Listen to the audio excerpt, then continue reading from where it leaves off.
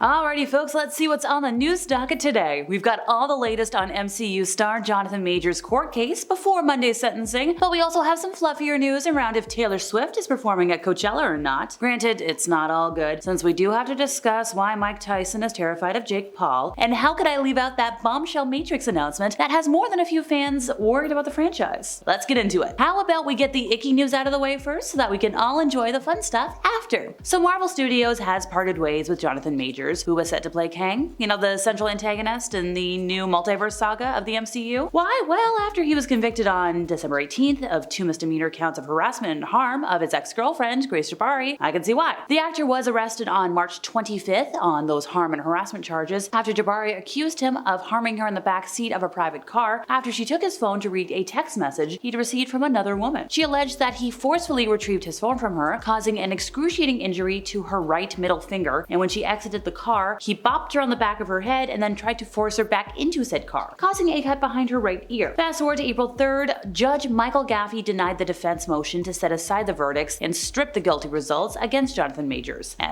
Whoopsies. His attorney said that Majors was the actual victim of harm by Jabari and racism by the NYPD. So before the trial began, the star took Jabari to court to issue a de facto warrant for her arrest, and the DA's office was like, I don't think so. In January of this year, a few weeks after the original conviction, Majors told ABC News, "My hands have never struck a woman." Well, a slew of allegations from a lot of other women after the trial and detailed descriptions of a wide range of harm in his case seems to say otherwise. With Majors' once stellar career in tatters now, this ruling, couldn't come at a better time. Lawyers for Majors said he was going to be filing counterclaims against all of this, but I don't think that's happened yet. And with this last Hail Mary effort now dead, he's going to be sentenced on Monday, as previously was scheduled. He's only facing up to a year behind bars, which I think it should be more. His lawyer did not respond to requests for comment on the new ruling. Now, professionally, Majors has seen his career fall apart, with his management and PR firms dropping him, on top of the MCU stuff. Sheesh. Alright, let's move on to the good stuff before I bum myself out. I don't know about you at home, but I just love talking about love. And when it comes to Taylor Swift and Travis, I don't think I can love them anymore. Coachella is approaching, and Swifties are wondering if the pop star will make an appearance or not at the Music and Arts Festival in Indio, California, either as an attendee or a surprise guest performer. Her Eras tour schedule aside, the Coachella lineup alone is giving hope to people because a handful of the artists scheduled to take the festival stage are a part of her fabulous friend group. If I'm not mistaken, Jack Antonoff, Lana Del Rey, Ice Spice, they're all part of this year's lineup, and we just saw Ice Spice hanging out with Taylor at the Super Bowl.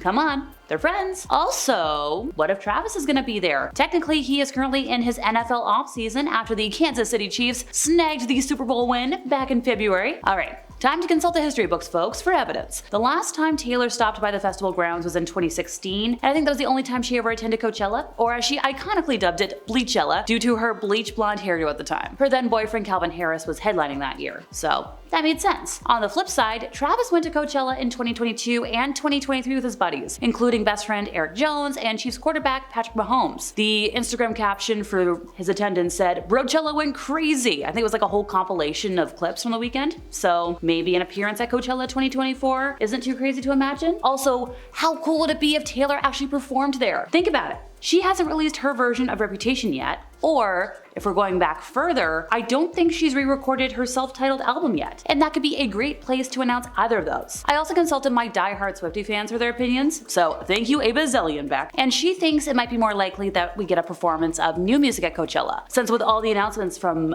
Taylor lately, I totally forgot about the Tortured Poets department coming out this month. But hey, if she just wants to enjoy the festival with Travis and her friends, I don't blame her. She's been so busy, she deserves a weekend of fun. The newsy powers that be really have it out for me today, since Jake Paul is once again making headlines. Mike Tyson is known for instilling fear, but turns out he suffers from it too. The former heavyweight champion said he's scared to death as he prepares to fight Jake Paul in a bout scheduled for July 20th at AT&T Stadium in Arlington, Texas. But apparently that's what pushes Tyson to get back in the ring. He said in an interview that he always believed that adversity and nervousness pretty much catapulted him into success. If he didn't have these feelings, he wouldn't go into this fight. He has to have the feelings to fight. Without them, not gonna happen. Now, Tyson is probably one of the best boxers of all time, if not the best boxer. Whereas, well, Jake Paul has had his eyes set on becoming a world champion, he still has a ways to go. Back to Tyson for a moment, he did experience the same nervous feelings back in 2020 when he agreed to fight Roy Jones in an exhibition match. The 8-round fight, by the way, ended in a draw, which was scored by 3 celebrity judges. Now, when reality sets in for this match with Logan Paul, Tyson's gonna be all business. Butterflies are gonna float away. Now, for reference, Tyson's gonna be 58. Paul's gonna be 27 at the time of the fight. I'm not saying Tyson can't handle himself in a fight, but dude is getting up there in years for professional sports. I might not watch MMA as much as I watch WWE, but I've seen enough performers that were once unstoppable forces get gassed out way too easily in their later years, and it's just sad to watch.